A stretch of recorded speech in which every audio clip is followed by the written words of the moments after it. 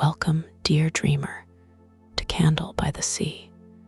Tonight, we'll journey to the sunlit city of Akhetaten, where the golden light of Aten touches every stone, and where a quiet mystery begins to unfold as the world slowly drifts between memory and meaning.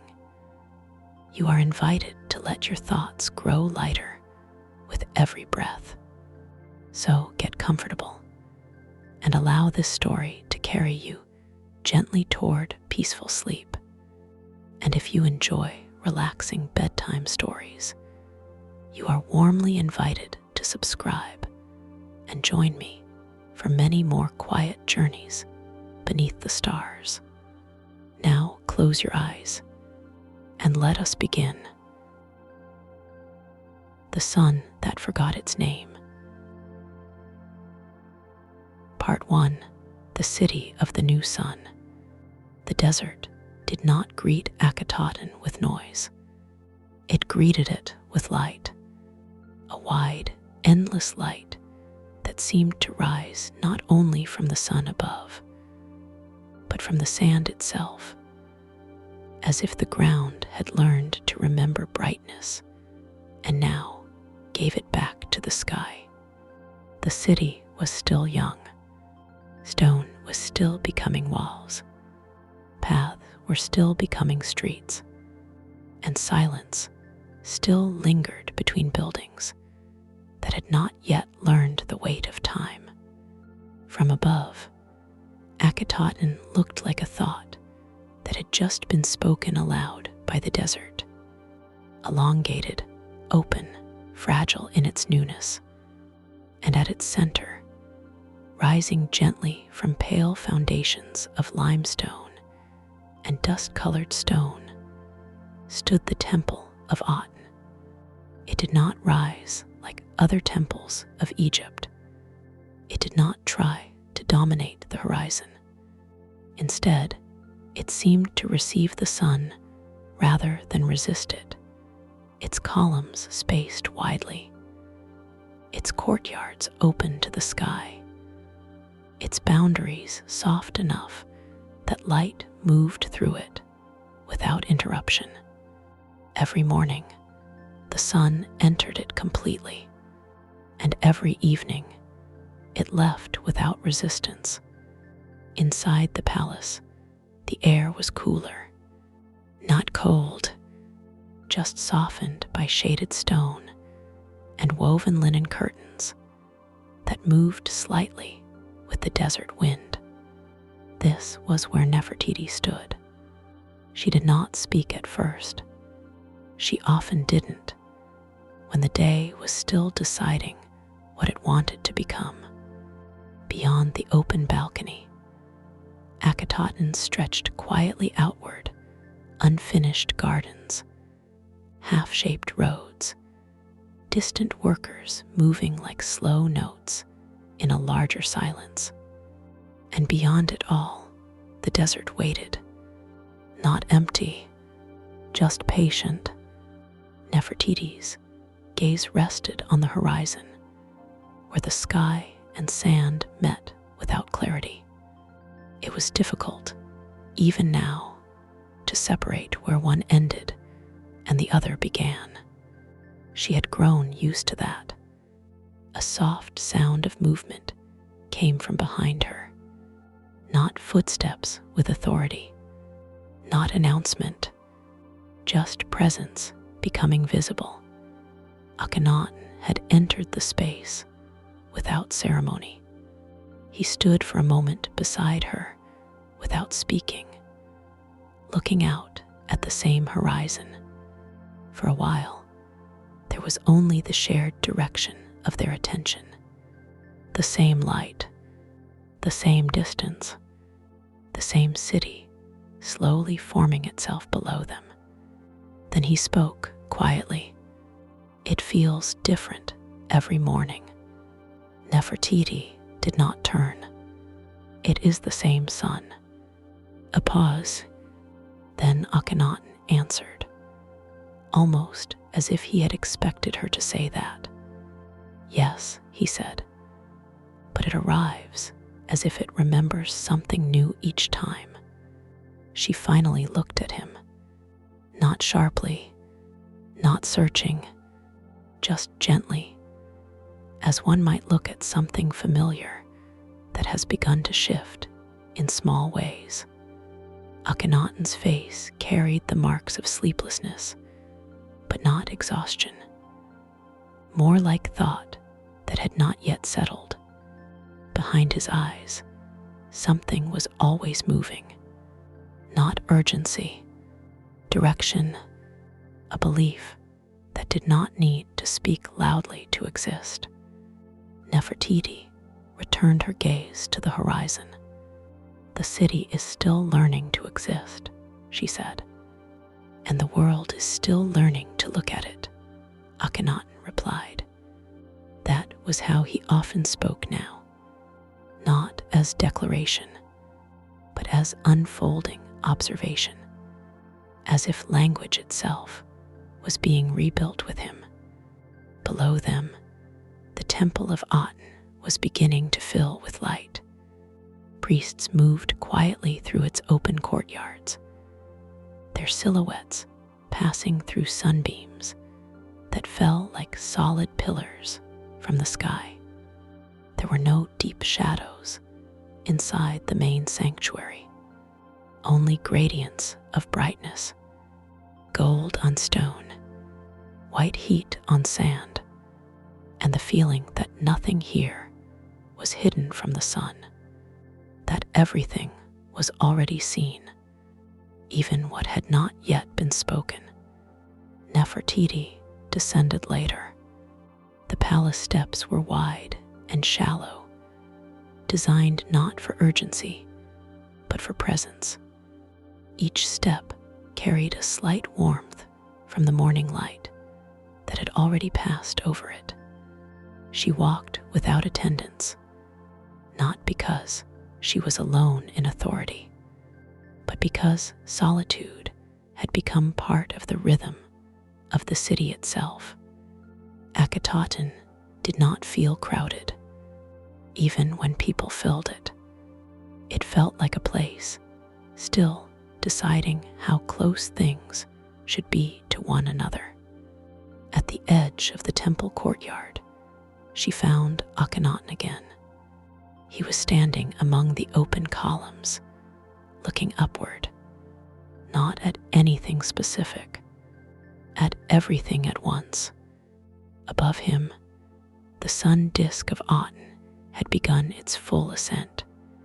Its rays extended outward in soft lines of gold, ending in gentle hands that touched life wherever they reached. The light did not strike the city. It embraced it.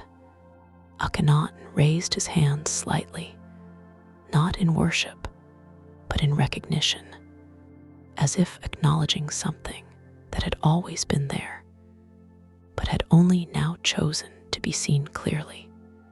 Nefertiti stood beside him again, close but not touching. A silence passed between them that was not emptiness. It was shared understanding without need for form. Around them, the temple continued its quiet existence.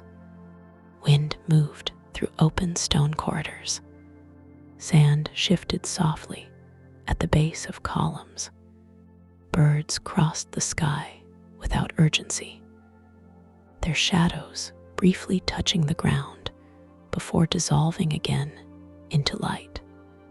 And still, the city remained young. Later, as the sun climbed higher, the air above Akhetaten began to shimmer. Heat did not arrive harshly here. It arrived like a slow unfolding, like breath becoming visible. From the palace terraces, Nefertiti could see workers moving along the edges of the city. They were building, always building, walls rising where there had been nothing the day before, paths extending a little further into the desert. Small structures, appearing like thoughts that had decided to remain. But even in construction, there was no chaos, only rhythm. The city was not being forced into shape.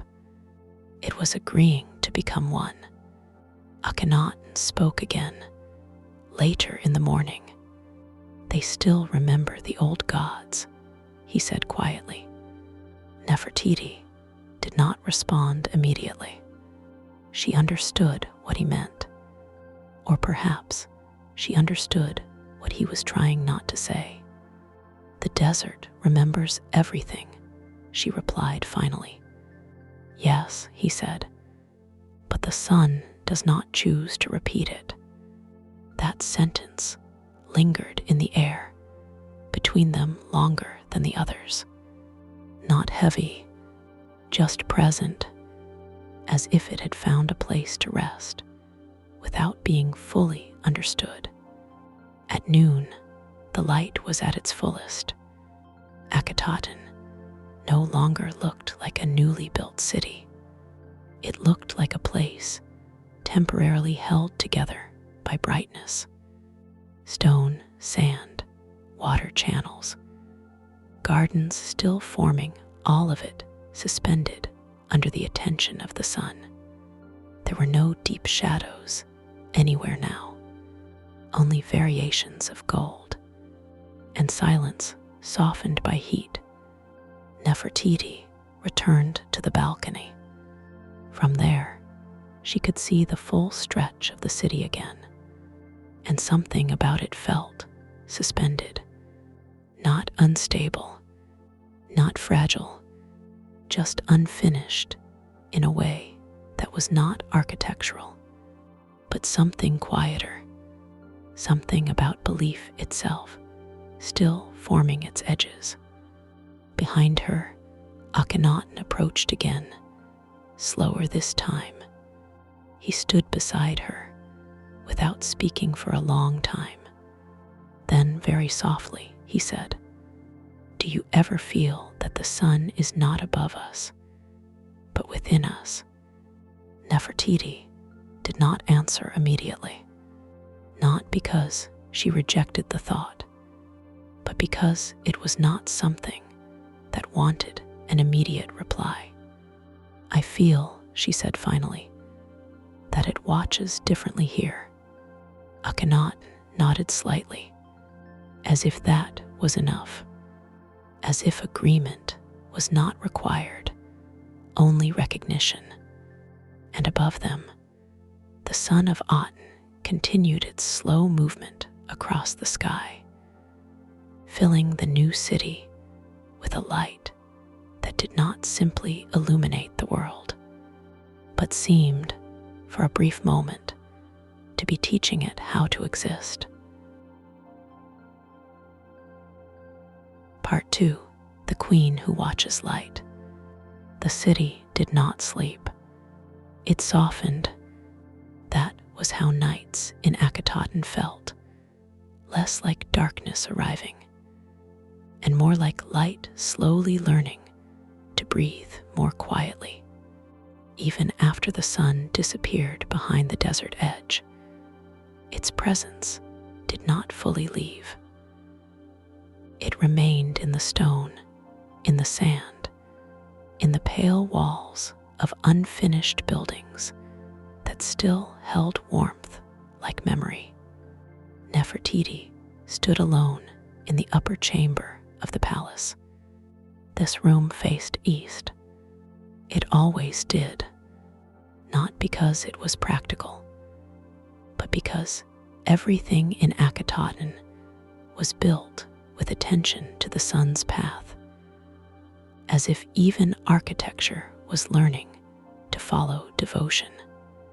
The sky outside had turned into layers of deep indigo and softened violet. Stars had begun to appear, but faintly like they were not yet fully confident in this new city's night. Nefertiti watched them without moving. She often did this, not waiting, not searching, just being present at the moment when the world changed its tone. Below her, the palace was quieter now. Movement had slowed. Voices had softened. Even the wind felt less certain at night, passing through open corridors as if unsure whether it was still allowed to be heard. But Nefertiti remained near the balcony doors, where the last traces of daylight still lingered on stone. She did not light lamps immediately. She preferred this in-between state, where nothing was fully one thing or another. A soft step behind her. She did not turn. She already knew it was him. Akhenaten entered the room more slowly than before. Not because of hesitation, but because nighttime seemed to change the way he moved, as if even his thoughts were walking more carefully after sunset. He stopped a few steps behind her. For a while, neither spoke. The silence between them was familiar now, not empty, just shared. Outside, the city of Akhetaten rested under the sky like something unfinished, but not incomplete. "It is quieter tonight," Nefertiti said at last. Akhenaten stepped closer to the balcony. "Yes," he replied, "but not empty." She finally turned her head slightly toward him. "That is not always the same thing." He nodded, as if he had expected that answer too.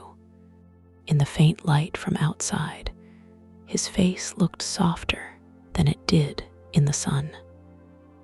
Less defined, less certain, as if night removed the sharp edges of thought. Nefertiti studied him for a moment, not as a queen, not as a figure beside a pharaoh, but as someone she had known long before the city began speaking in the language of Aten. There was something in him that never fully settled anymore. Not instability, motion, a mind always leaning toward something just beyond reach. "They say the priests in Thebes are unsettled," she said quietly. Akhenaten did not respond immediately. He looked outward instead, toward the direction where Thebes no longer mattered in the way it once had. "They are not used to a god that does not hide," he said. Nefertiti did not answer. She understood what he meant, but she also understood what was not being said. A god that does not hide also does not leave space for shadows, and shadows were where older things had lived. Below them, a soft wind moved through the courtyard gardens. Newly planted trees bent slightly, not resisting, but adjusting. The gardens of Akhetaten were still young. Their shapes were not yet fixed. Even their boundaries felt temporary, as if they might change their minds in a season. Nefertiti watched them sway. "The city is still learning its own silence," she said. Akhenaten stepped beside her now. "And you?" he asked gently. "What are you learning?"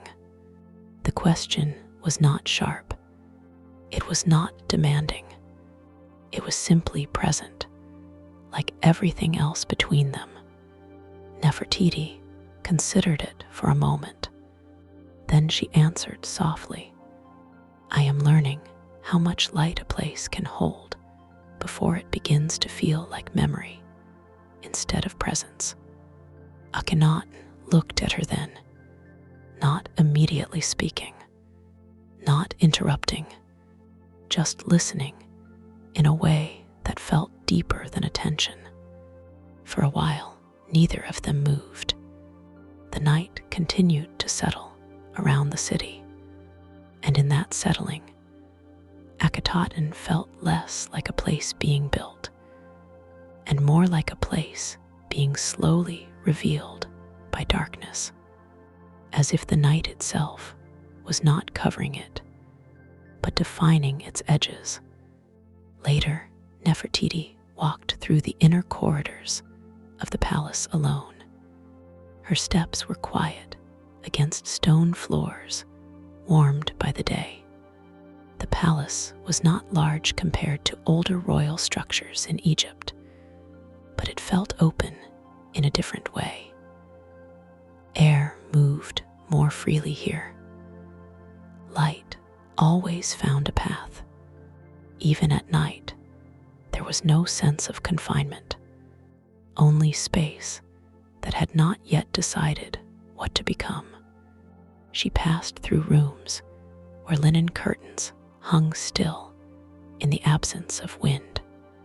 She passed through courtyards where water basins reflected fragments of stars, and in each place she noticed the same thing.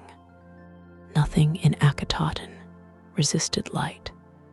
Even in darkness, the city seemed to remember brightness. At one of the inner courtyards, she stopped. A shallow pool lay at its center. Still water, perfectly still. Above it, the night sky reflected itself with unusual clarity. Stars appeared not as distant points, but as quiet companions resting just beneath the surface. Nefertiti approached slowly.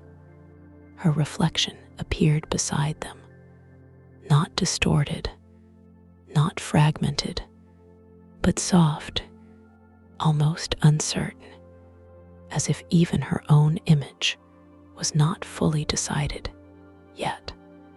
She knelt slightly and touched the water. The surface broke gently. The stars scattered, and for a moment, the reflection disappeared completely, then slowly returned, reforming, but not exactly the same. Something subtle had changed in how the water held them.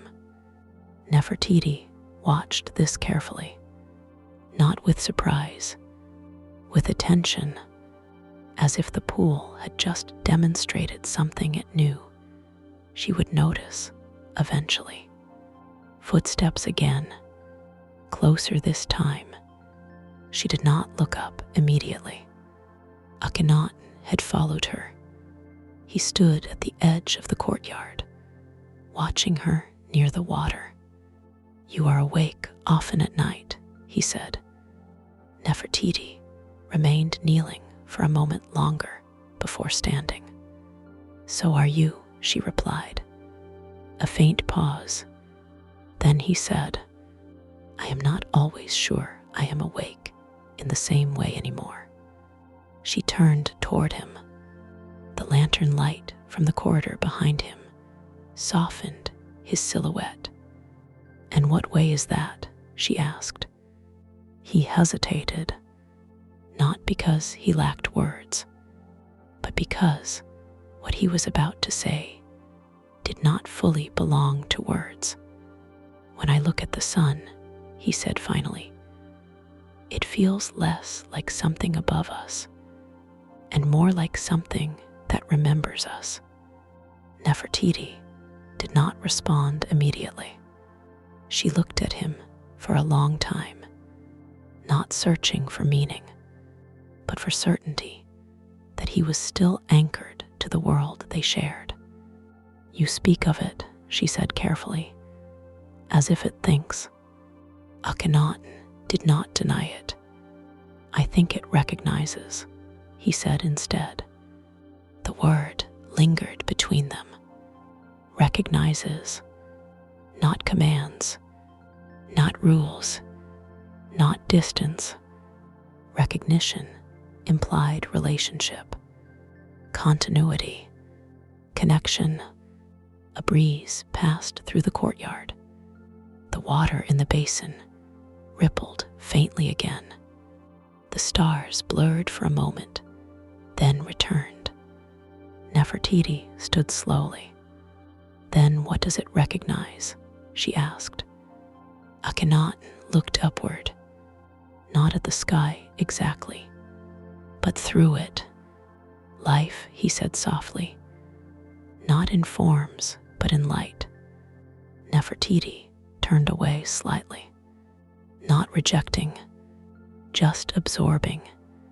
The silence that followed was not heavy.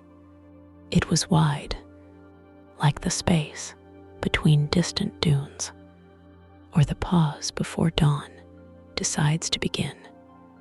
Later that night, Nefertiti returned once more to the balcony of her chamber. The city below was fully still now. Akhetaten at rest did not feel like a sleeping city.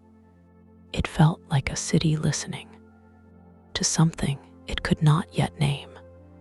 She leaned slightly against the stone railing. The night air was cooler now. The desert had begun to reclaim its temperature from the day.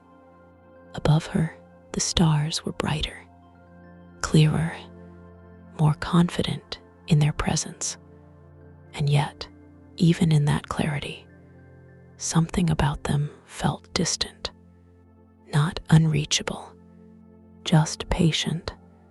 From somewhere within the palace, she heard Akhenaten moving again, not toward her, not away, just through space, as if following a thought that did not require direction. Nefertiti did not call for him. She did not stop him. In Akhetaten, even movement felt like part of a larger unfolding that no one fully directed. As she watched the city one last time before turning inward for the night, Nefertiti noticed something she could not quite define. Not in the sky, not in the water, but in the way everything held stillness, as if the city was no longer being built only by hands, but also by attention, by belief, by something that existed just beneath understanding. And somewhere beyond the edge of thought, the sun, though absent, still felt present, not as light, but as memory waiting for morning to return. Part 3. The year the shadows changed. The first sign was not a sound. It was a hesitation in the light.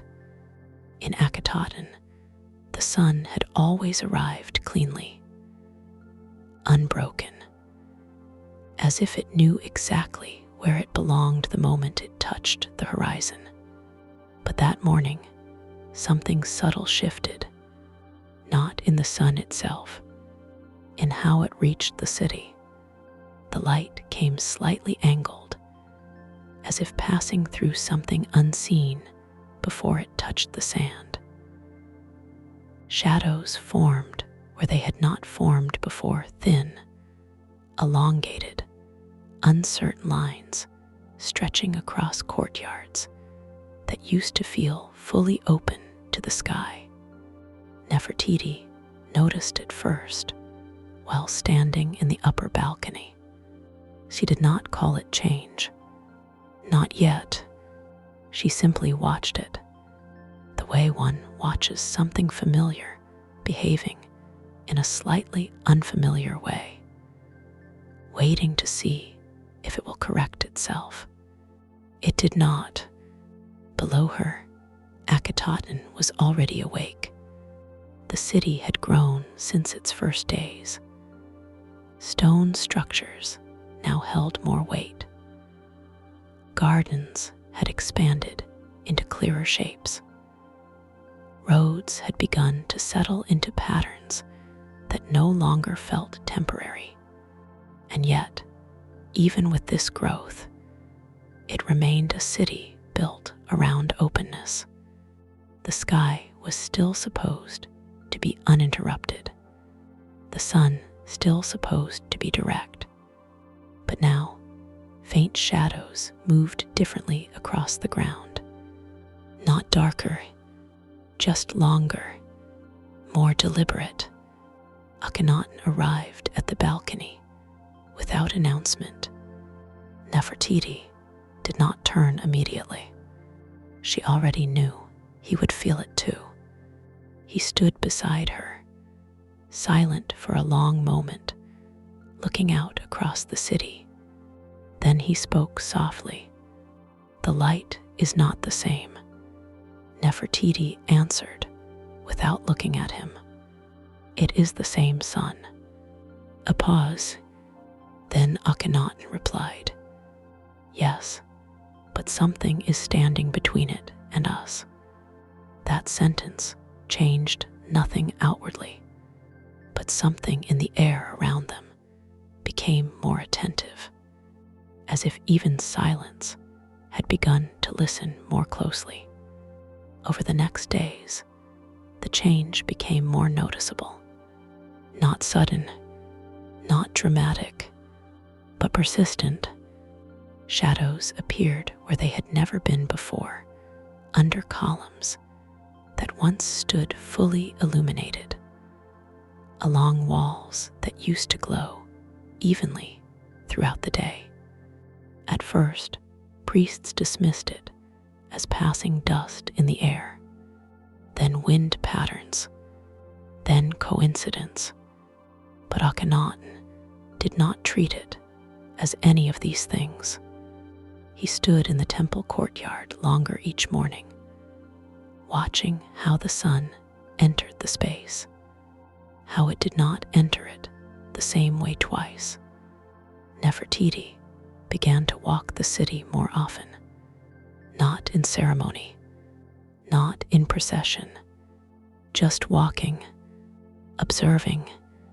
She moved through gardens where plants had grown taller than expected, their leaves now casting thin, intricate patterns on the ground. She passed workers who had begun to pause more often during construction, not out of fatigue, but as if they, too, were noticing something subtle in the environment they could not name. The city was still functioning, still building, still alive, but it was no longer entirely predictable. One afternoon, Nefertiti found Akhenaten in the great courtyard of Aten. He was standing alone in the center, not praying, not speaking, just watching the movement of light across stone. The sun was high, but not direct. A thin veil of haze had formed in the upper sky, softening the intensity of illumination. Shadows stretched across the courtyard floor in long, overlapping shapes. Akhenaten stood inside them without moving. When Nefertiti approached, he did not turn immediately. "I did not call you," he said quietly. "I know," she replied. A pause. Then he added, "But you came anyway." Nefertiti stepped beside him. "I saw the city," she said. "It felt divided." Akhenaten nodded slightly. "Yes." That was all he said at first. For a while, they stood in silence. The courtyard around them held shifting patterns of light and shadow, as if the sun itself was uncertain how to complete its descent across the sky. Then Akhenaten spoke again. "It is not only the light that is changing," he said. "It is how we are standing in it." Nefertiti looked at him. "What else is changing?"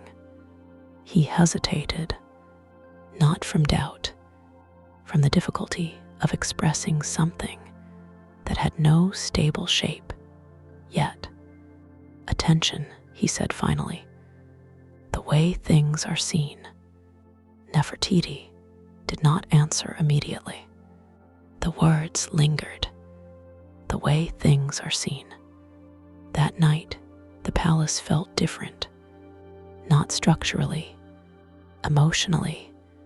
The air in the corridors carried a faint stillness that was not present before.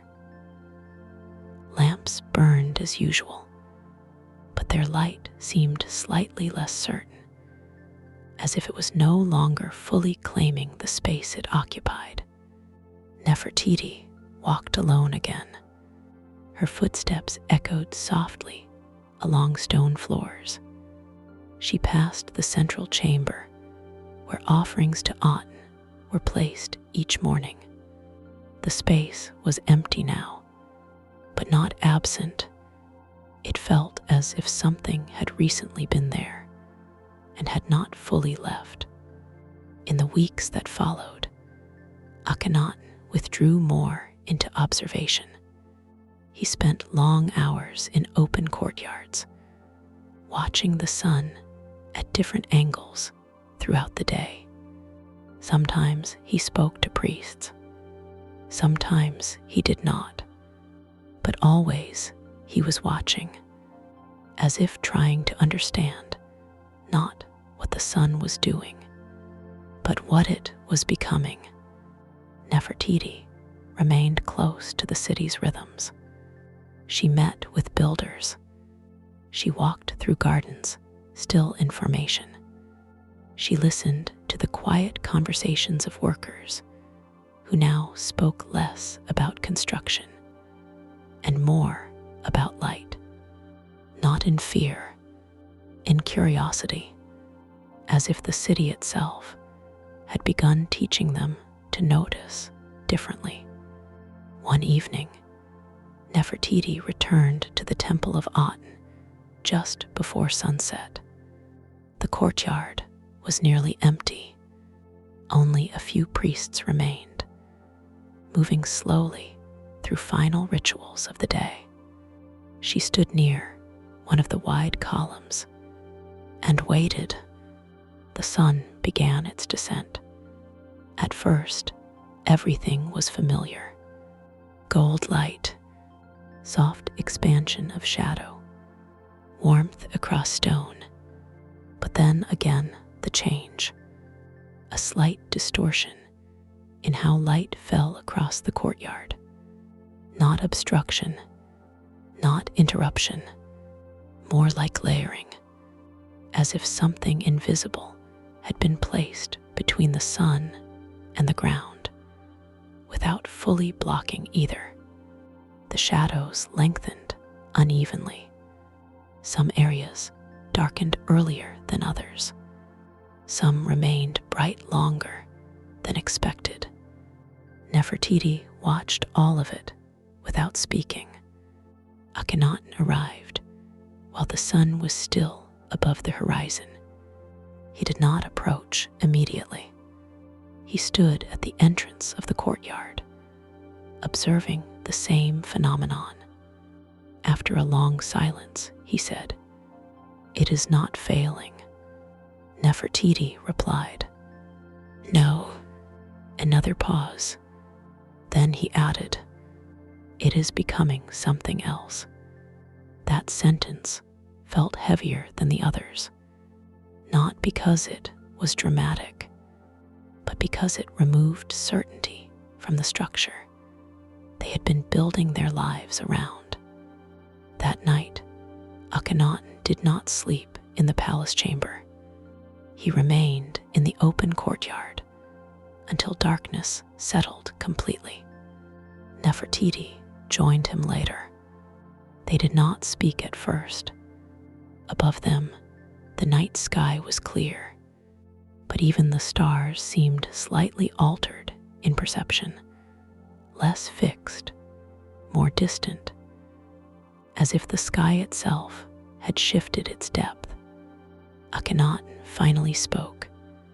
"I think the sun is no longer separate from what it touches. Nefertiti turned toward him. What does that mean? He looked upward, not searching, understanding. It is not only giving light, he said. It is sharing itself.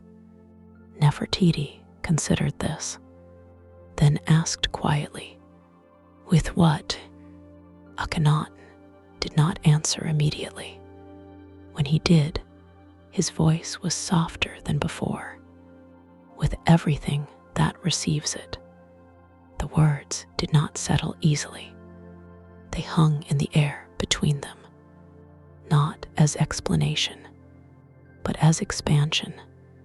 Days continued like this, each sunrise slightly different, each shadow less predictable, each moment of light carrying a sense of depth that had not been there before. The city did not fall into disorder, but it no longer held perfect consistency. And in that inconsistency, attention deepened. People began to notice more, to pause more, to watch longer. Nefertiti found herself returning again and again to quiet spaces within the palace, courtyards, pools of still water, rooms where light entered at narrow angles. She did not seek answers. She simply observed how things changed when they were observed longer than usual. One morning, she stood alone near a shallow basin in the inner courtyard. The water reflected the sky, but the reflection was no longer exact. It trembled slightly, even without wind. She knelt beside it, and as she watched, she realized something quietly unsettling. The reflection did not only mirror the sky, it seemed to interpret it, as if even water had begun to participate in how light was understood. Behind her, footsteps approached. She did not turn. Akhenaten spoke softly. "I think the year is changing us," he said. Nefertiti remained kneeling. "Or," she replied, "we are finally noticing it changing the year." A long silence followed. Neither corrected the other. Above them, the sun rose again. But now, even in its rise, there was something uncertain, not in its presence, but in its relationship to everything it touched. And as Akhetaten continued to exist beneath that shifting light, the city did not break. It simply began to understand that even the sun can change how it is seen. Part 4. The disappearance of a name. It did not begin with disappearance. It began with recognition becoming less certain.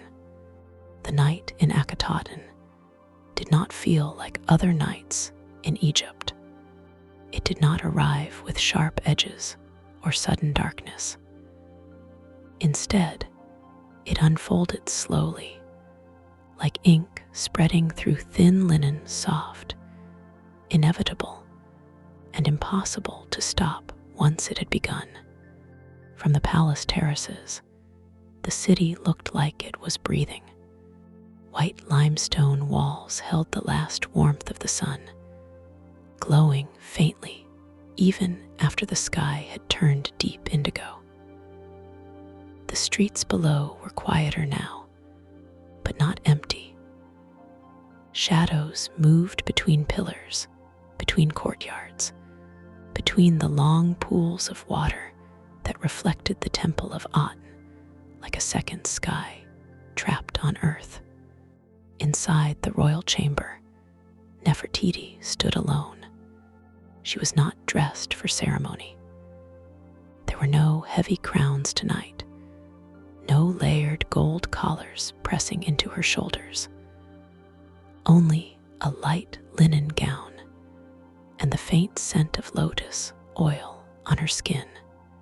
But even without ornament, she carried the presence of someone the city had learned to look toward. Yet tonight, she was not looking outward. She was looking at the writing on the wall. A narrow strip of stone near the window held carved names, royal cartouches, carefully shaped and preserved. Some were hers. Some belonged to Akhenaten. Some were older, belonging to ancestors who once ruled under different gods, different suns, different truths. And yet something was wrong. Not broken, not erased, but uncertain. Nefertiti raised her hand slightly, hovering near one of the carved names without touching it. The name of Akhenaten. It was still there, but the deeper she looked at it, the more it felt like it was withdrawing from her attention, as if the stone was slowly forgetting how to hold it. A faint breeze passed through the chamber. The curtains shifted, and for a moment, the light of the oil lamps bent strangely, stretching longer than it should, then snapping back into place. Nefertiti did not move. She had begun to notice these small distortions days ago. At first, it was only in reflection. The river showing shapes that did not match what stood above it. Then it was sound, words spoken in council rooms that seemed slightly different when remembered later, as if memory itself had softened their edges. Now it was names. She turned away from the wall and stepped toward the open balcony. Below, Akhetaten stretched toward the river. The city was still young, its geometry too clean, too intentional. Long avenues aligned with light, temples built to receive the sun without hesitation. Everything here had been designed for clarity, and yet tonight, clarity felt fragile. Somewhere in the distance, a priest's chant rose briefly, then faded. A procession of lamps moved along one of the lower streets, their light trembling as if uncertain of its own direction. Nefertiti's gaze followed them for a moment. Then she spoke softly, though no one was near enough to hear her. Do you remember your own name when no one is saying it? The question was not addressed to anyone, but the air around her seemed to pause in response. Behind her, footsteps approached. Akhenaten did not enter quickly. He never did anymore. His presence now carried a different rhythm than it once had. Slower, more distant, as if part of him was always slightly ahead of his body, somewhere in thought or elsewhere entirely. He stopped beside her, but did not immediately look at the city. Instead, he looked at the horizon, where the sun had disappeared. There are changes in the temple records, he said quietly. Nefertiti did not turn her head. What kind of changes? Akhenaten hesitated. That hesitation alone was enough to tighten the air between them. Names are not holding, he said finally. She closed her eyes for a brief moment. So it was not only her. Akhenaten continued, his voice lower now.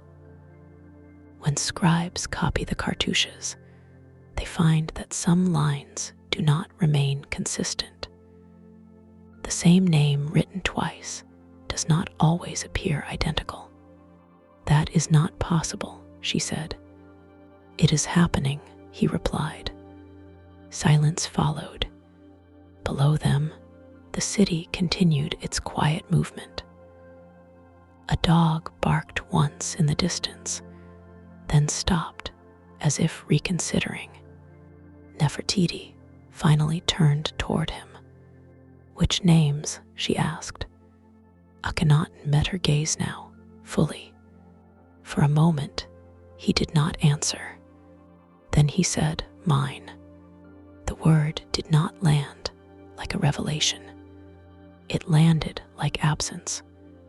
Nefertiti studied his face carefully, as if searching for a sign that this was a metaphor, a political concern, something that could be managed through priests and scribes and corrected inscriptions. But she found none of that, only seriousness, and something beneath it she could not name, a quiet uncertainty that did not belong to him.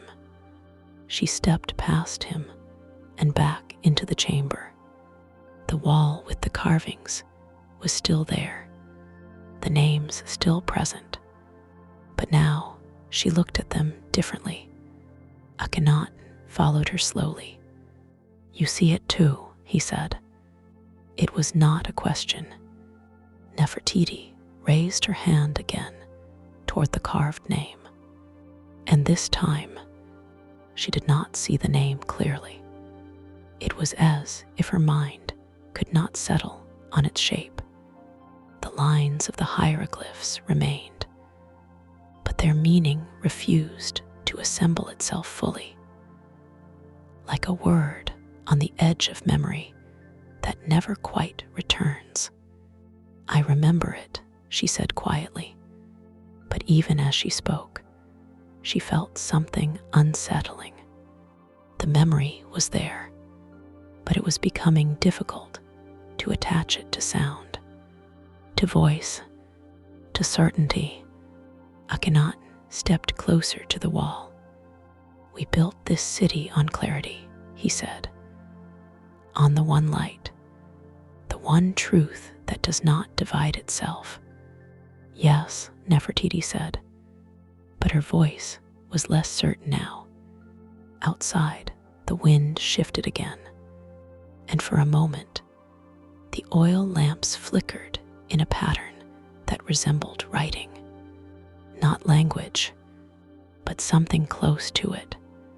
Akhenaten reached toward the wall, not to touch the carvings, but to trace the air just in front of them, as if the names were no longer fully anchored in stone. They are not being erased, he said slowly. They are loosening. Nefertiti turned sharply. That is not how names work. I know, he said. A pause, then more quietly, and yet the silence that followed was heavier than before. Not dramatic, just deep, like water settling after something has passed beneath it. Nefertiti returned her gaze to the inscription, and this time something changed. For the briefest moment, the name of Akhenaten was there, clear, certain, and complete. Then it flickered, not disappearing, not breaking, just becoming slightly less anchored in perception, as if the idea of the name and the stone holding it were no longer perfectly aligned. Nefertiti stepped back. I think, she said slowly, the city is beginning to forget what it agreed to remember. Akhenaten did not respond immediately. He looked toward the balcony again, toward the city he had shaped, toward the sun that was no longer present, but still defined everything here. When a name changes, he said at last, what does it mean for the one who carries it? Nefertiti did not answer, because she was suddenly unsure which name he meant, his or hers, or something else entirely.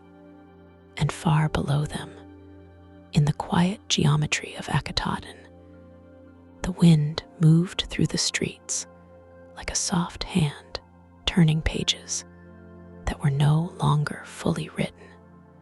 The city did not collapse. It did not break. It simply continued, while something within its meaning began to drift. Part 5. The sun remembers only light. Dawn came to Akhetaten as if it had been carefully unsealed rather than born. There was no sudden break in darkness, no sharp division between night and day. Instead, the horizon simply softened, edges loosening, colors thinning, the deep indigo of the sky becoming something closer to breath than color. Nefertiti was already awake when the first light touched the city. She had not slept in the way sleep was usually understood. The night had not offered rest so much as passage through thoughts that did not fully settle, through names that refused to stay fixed, through a silence that felt increasingly intentional. Now she stood once more at the balcony. The city below was quiet, but not still. Akhetaten always moved like this in the early hours, soft awakenings, gradual returns to form. Priests beginning their slow walks toward the temple courtyards, servants carrying water in clay vessels, the faint sound of sandals on stone almost erased by distance, and above it all, the sky changing. The sun had not yet fully risen, but its presence was already everywhere. Nefertiti's hands rested lightly on the stone railing. She felt the warmth of it slowly increasing beneath her fingers, as if the city itself was remembering heat. Behind her, Akhenaten entered without announcement. He did not speak immediately. He stood beside her, looking out at the same horizon, as though both of them were waiting for something that did not require arrival. For a long time, neither of them moved. Then Akhenaten said quietly, "It stopped last night." Nefertiti did not ask what it was, because she already knew. Instead, she replied, "Or it changed form." Akhenaten turned slightly toward her. In the soft light before sunrise, his face looked less like a ruler's and more like a man who had been listening too long to something that did not speak in words. "In the temple," he said, "the scribes woke this morning to find the inscriptions stable again." Nefertiti exhaled slowly. "And the names, they hold," he said. A pause, then softer for now. Nefertiti turned her gaze back to the horizon. The sun was rising, but not as it had before, not as a single, overwhelming presence. Instead, it came gently, in layers, light unfolding rather than striking. The sky did not burn with it. It received it. And as it rose, something subtle happened across the city. The feeling of instability, the soft uncertainty that had clung to names, to carvings, to memory itself began to ease. Not disappear, ease, like tension releasing from a long-held breath. Nefertiti spoke, without looking away from the sky. "What do you think changed?"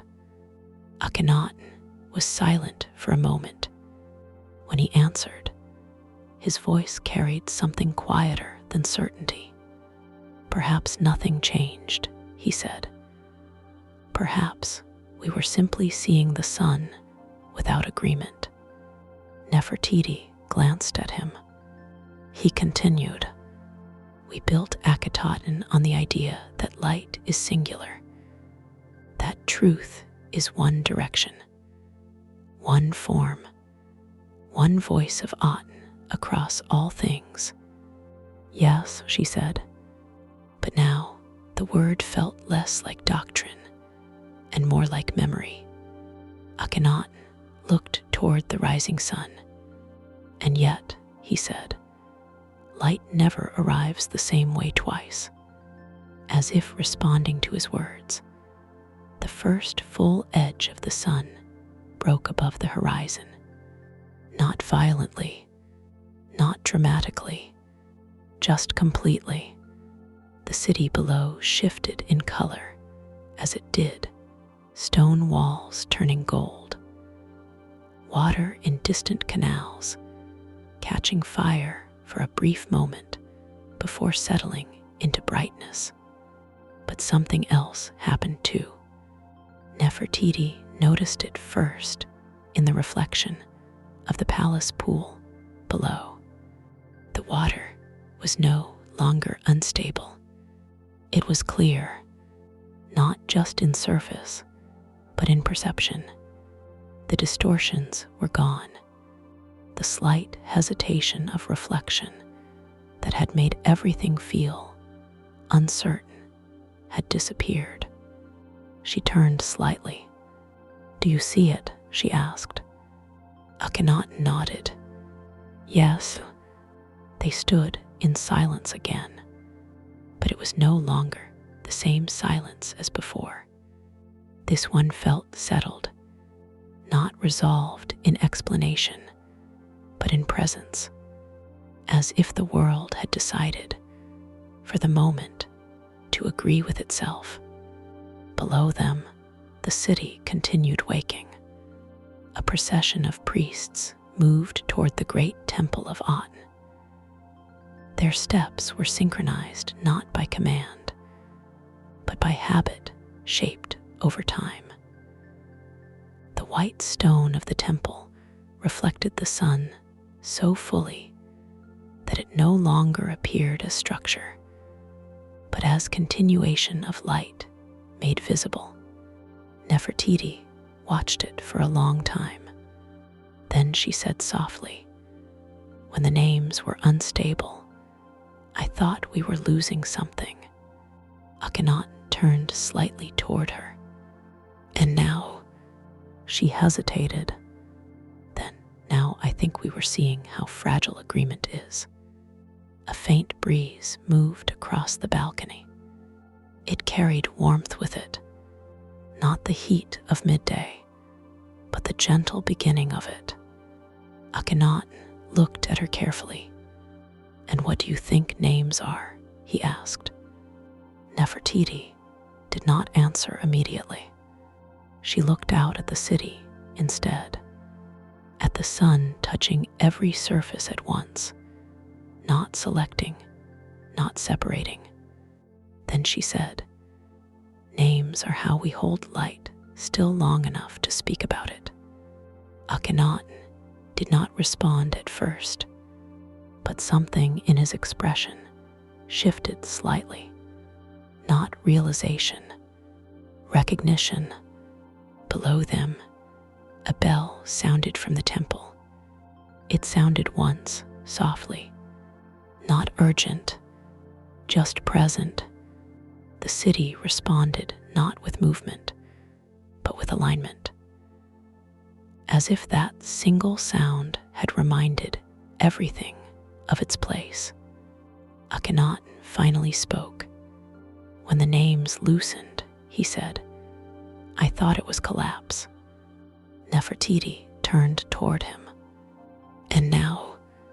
He looked at the sun. Now I think it was permission.